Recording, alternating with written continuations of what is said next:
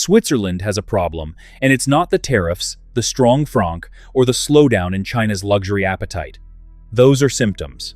The problem is structural, and it's been building for 70 years inside a factory in Tianjin. Let me show you what's going on. The 1 in 4 number. 1 in 4. For every 4 mechanical watch movements produced anywhere on Earth, one of them came out of Tianjin. The Tianjin Seagull Watch Group, founded in 1955, when 4 engineers shared a single room, and a government mandate, now produces over 3 million movements per year. Automatic calibers, manual wind chronographs, tourbillons, minute repeaters. It's the largest mechanical movement manufacturer on the planet by volume, and for most of the watch internet's lifespan, its name was primarily associated with cheap knockoffs and replica supply chains. That association was always partly wrong, but it's becoming dramatically more wrong by the year. So, the Seagull actually is a vertically integrated movement factory that designs and builds its own calibers from scratch, powers micro-brands across Germany, Canada, the United States, and the UK, has supplied movements to Swiss-origin brands that quietly needed alternatives after ETA stopped selling to third parties in January 2020, and has now produced a tourbillon complication at a price point that makes the Swiss industry uncomfortable to even acknowledge. It does all of this from a city in northeastern China that most Swiss watchmakers have never visited. The prejudice against it runs deep. Ask someone in a watch boutique in Geneva about Seagull movements, and the conversation will end politely but quickly. The assumption that Chinese movement equals unreliable by definition has been a useful piece of marketing infrastructure for the Swiss industry for decades. But assumptions need maintenance, and this one hasn't been getting it. The collector community figured it out first, the way collector communities always do. Forum threads on Watch You Seek going back 15 years document people pulling Seagull movements apart under microscopes, logging real-world accuracy over months, measuring beat errors, debating the feel of the pusher on the ST19 chronograph. The consensus from people who've actually lived with these movements for years is precise and somewhat anticlimactic. They work. They keep working. They're serviceable. They don't fall apart. That's not spectacular. It's just accurate. And in the watch world, accurate is more threatening than spectacular. Quick question. Before today, did you know China makes 1 in 4 of the world's mechanical watch movements? Moving on.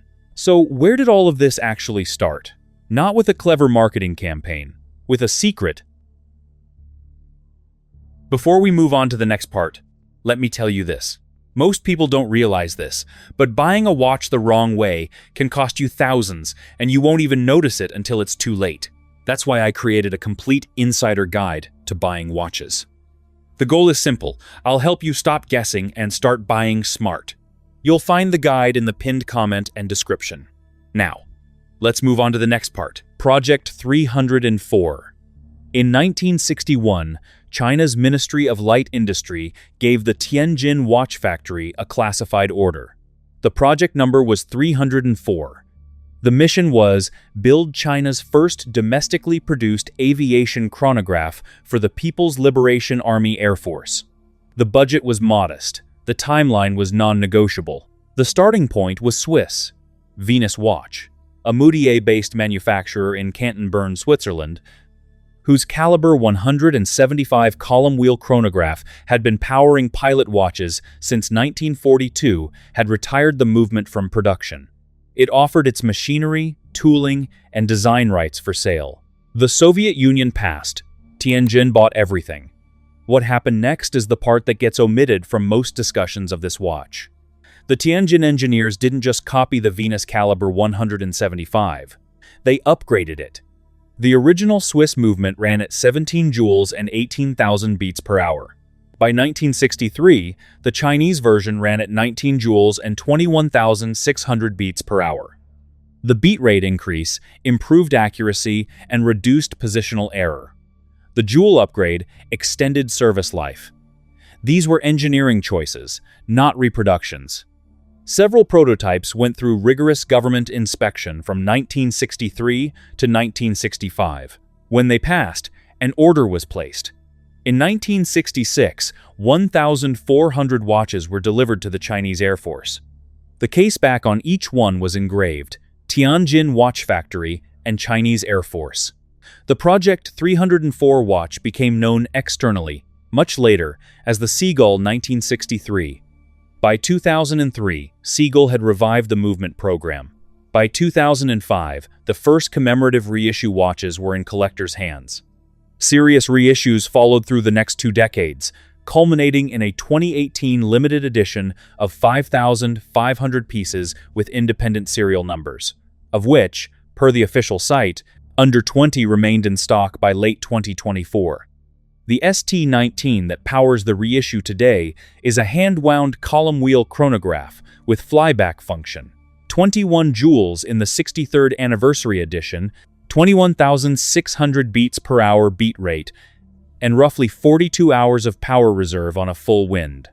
Through the sapphire display caseback, you can read both the factory engraving and the column wheel itself, the mechanical complication that differentiates a serious chronograph from a cam lever budget alternative, visible and rotating under magnification. A column wheel flyback chronograph with military provenance and documented production heritage. For roughly $400. A forum member on WatchUseek with an ST19 Ingersoll Host watch reported his movement still running at +3 seconds per day after 8 years of continuous use without a service. Someone replied that they'd had a similar result for 6. The thread was not about whether the Seagull was impressive. It was about which lubricant to use for the next service. The surprise phase had already ended. The watch community arrived at a consensus about the Seagull 1963 years before the broader public did. What the broader public is only starting to reckon with is what that consensus implies about every other Chinese movement sitting in cases with different logos on the dial. And the ST19 is the old caliber. The one Seagull has been refining for 60 years. What they built on top of it is where the story gets harder to dismiss. The ST2130 problem. The Seagull ST2130 is not a secret. It's a 26-joule automatic movement running at 28,800 beats per hour with bidirectional winding, hacking seconds, and movement dimensions nearly identical to the Swiss ETA 2824-2. It's available and the subject of a direct comparison on watchguy.co.uk that ran for years as the most referenced technical piece on this subject in the English watch community. The ETA 2824-2 is the movement that powered vast swaths of the Swiss watch industry from the mid-tier to the upper mid-tier for decades. Tissot used it, Hamilton used it, Certina used it. Omega used it in the Seamaster line before the brand developed its in-house coaxial. The 2824-2 is not exotic. It's a reliable, well-engineered workhorse that the Swiss watch industry built its accessible tier on top of. The ST2130's biggest technical vulnerability is quality control consistency. A small New Zealand manufacturer reported that when they sourced ST2130 movements, their in-house inspection process rejected roughly 20 out of every 100 that arrived, not for catastrophic failure, for cosmetic inconsistencies and minor spec drift that wouldn't pass their tolerance standard.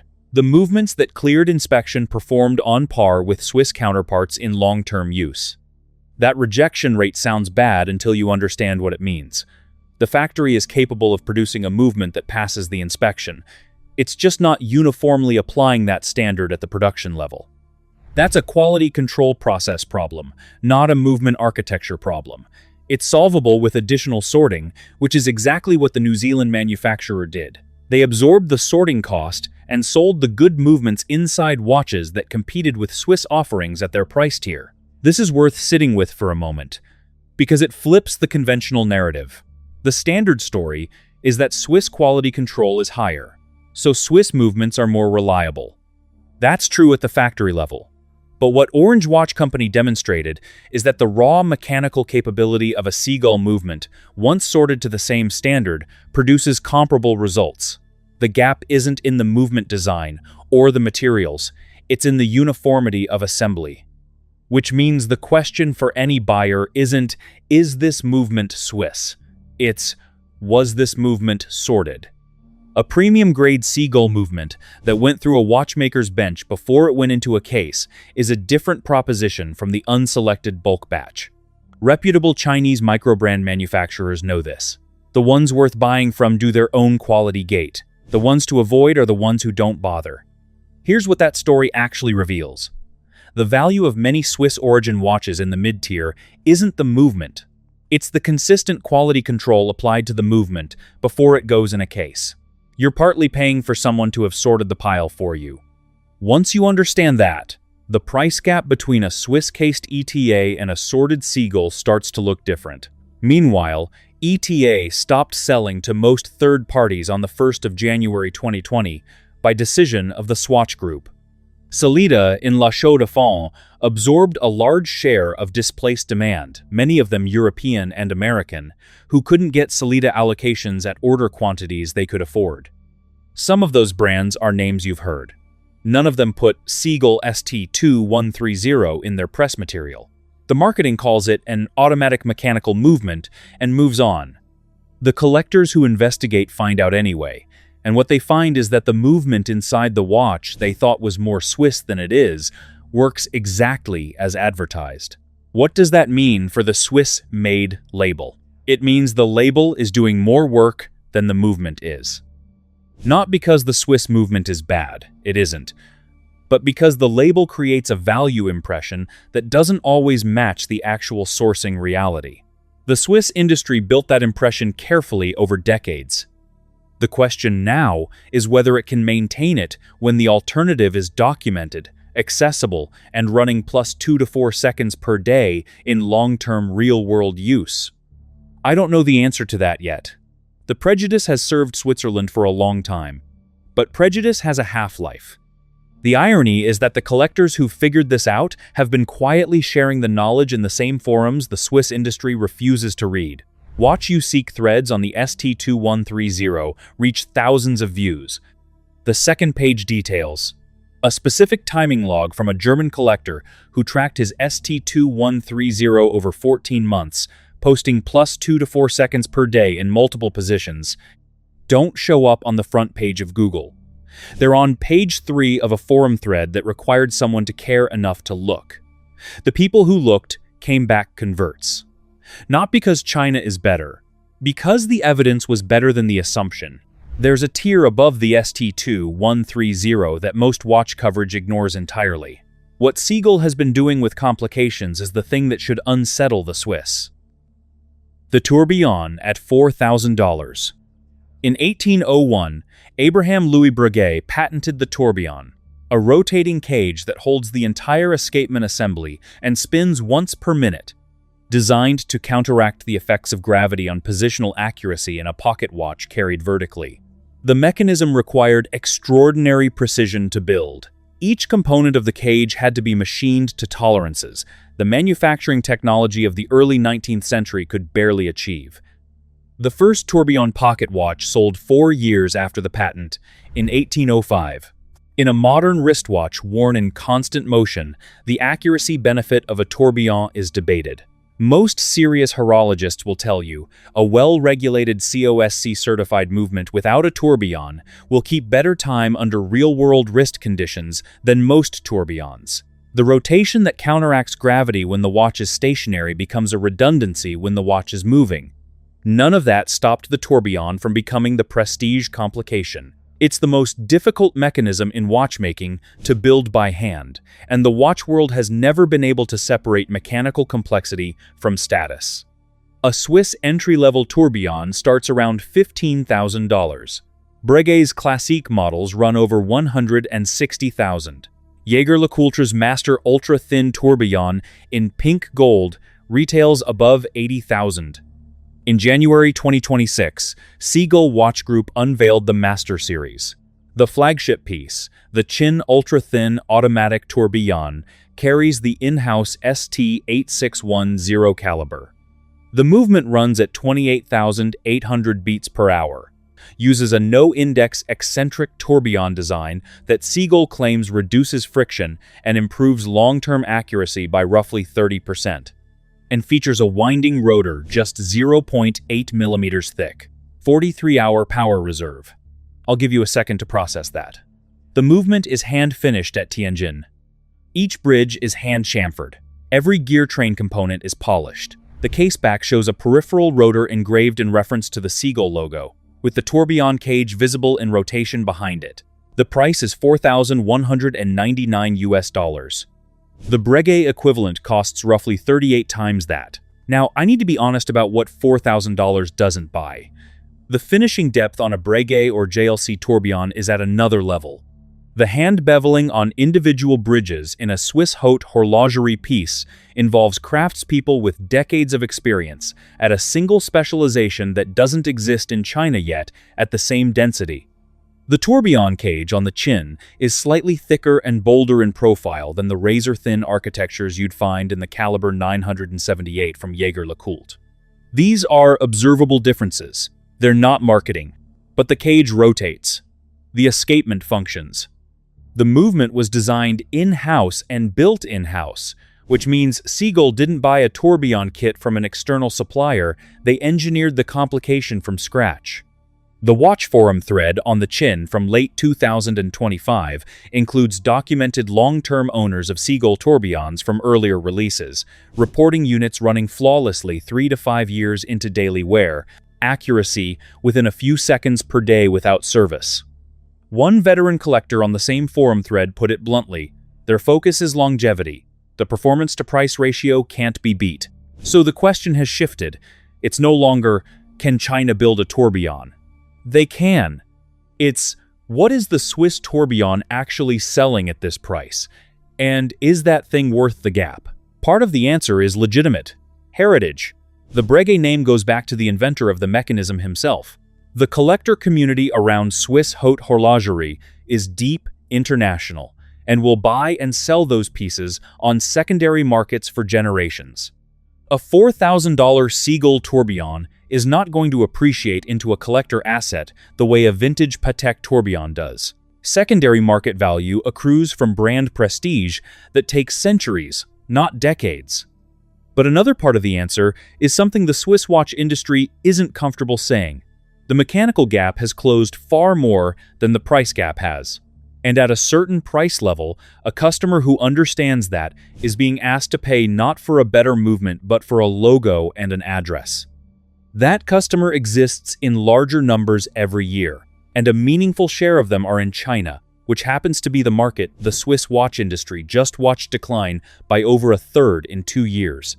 Which brings us to the number that explains why boardrooms in Geneva are running projections they'd prefer not to share publicly. What the export data reveals, the Federation of the Swiss watch industry released full-year 2025 export figures in January of this year. The headline was a 1.7% decline, the second consecutive year of contraction after all-time records in 2022 and 2023. Total exports fell to 25.5 billion Swiss francs, down from nearly 26 billion the year before. Those top-line numbers look manageable. The segment breakdown doesn't.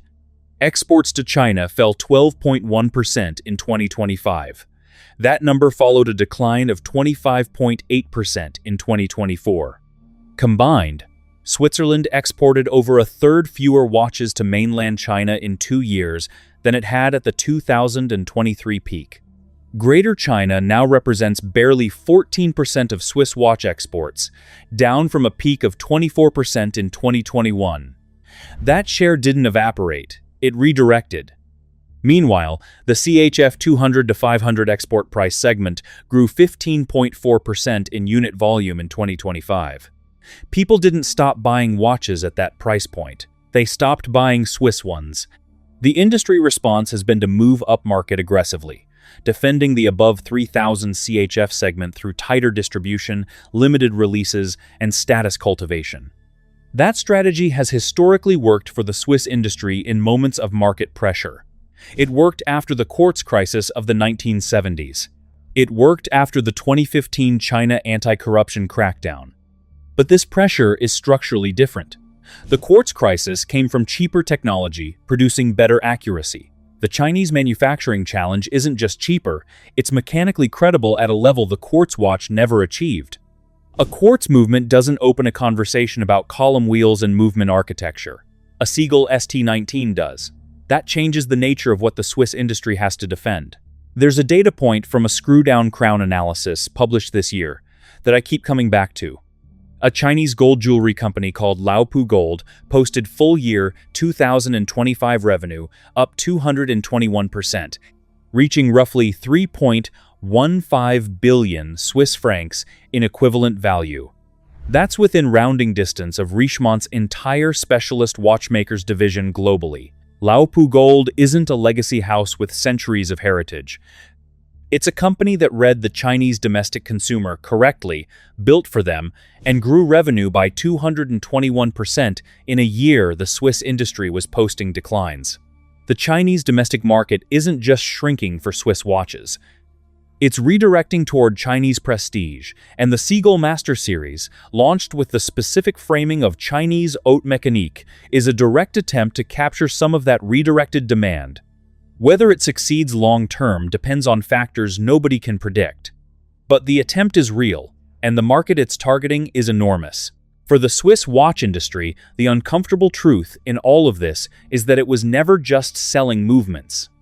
It was selling a cultural story, precision, tradition, centuries of craft, the Jura Mountains, Lake Geneva, the idea that a watch made there is different in a way that transcends spec sheets. That story has genuine value. It's not fiction, but stories need maintenance too. And a story told to customers who increasingly know what's inside the watch case, who've read the same Watch You Seek teardowns, who can look up the caliber specs of the thing they're being asked to pay a premium for, that story has to be backed up by something more than a label. Is the Swiss-made label still worth a premium to you, or has your thinking shifted? Let me tell you exactly what I think the answer is. Not the comfortable version, the one that actually holds up. Where the real lines are. There's a version of this conversation that collapses into Swiss bad, Chinese good. And that version is wrong in the same way that Chinese bad, Swiss good was always wrong. Let's try to be more precise. Under $500, Chinese manufacturing has won this tier.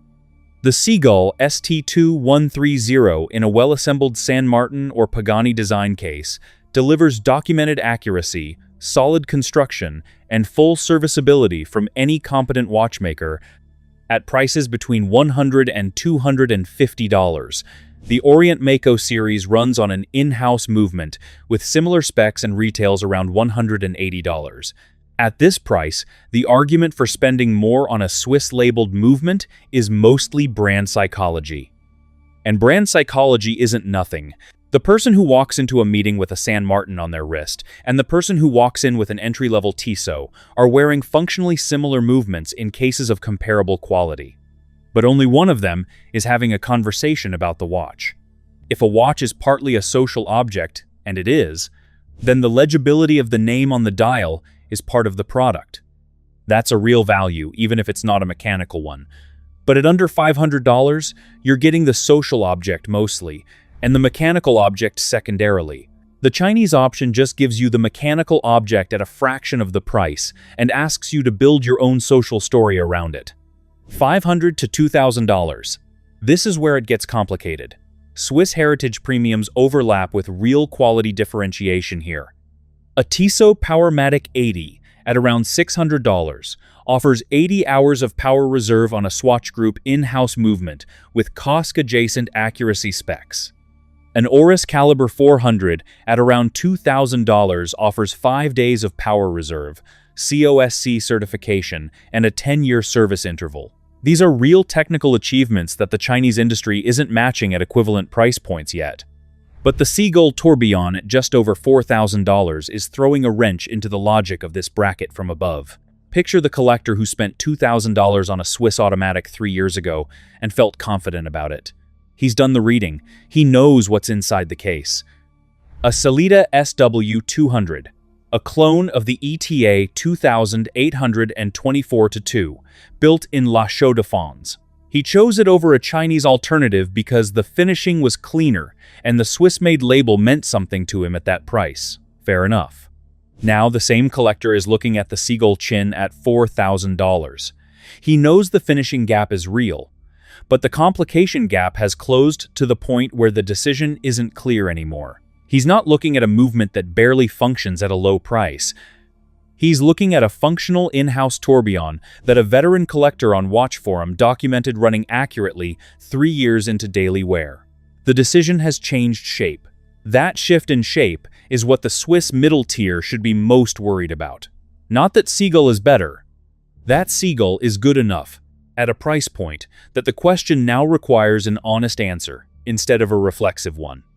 If a genuine in-house functioning tourbillon complication is available at $4,000, it changes the conversation about what $500 to $2,000 is actually buying. It compresses the value logic from the top end of the tier, above $5,000. The case for Swiss heritage gets clearer again.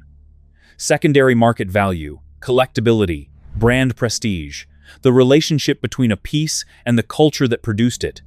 These things exist at this level, and they matter to the collector who's thinking about what a watch means beyond its spec sheet. A Rolex isn't primarily a time-telling machine. It's a signal, an heirloom, a store of value that has a documented relationship with secondary market pricing going back decades. Seagull doesn't have that. Not yet. Maybe not ever. But not yet is doing a lot of work in that sentence. The Seagull 1963 reissue didn't have collector status 15 years ago either. Today, original run 2018 limited editions with independent serial numbers are selling above retail in secondary markets, not because Seagull orchestrated it, but because enough collectors decided the piece was worth more than the sticker. That's how collector status begins. Slowly, then in a rush. The smartest thing anyone can do right now is understand which tier they're actually shopping in, and be honest about whether the premium they're considering is for a better mechanism, a better story, or both. Because the answer matters differently at different budgets. And the least smart thing is to dismiss the Seagull entirely based on the factory's address.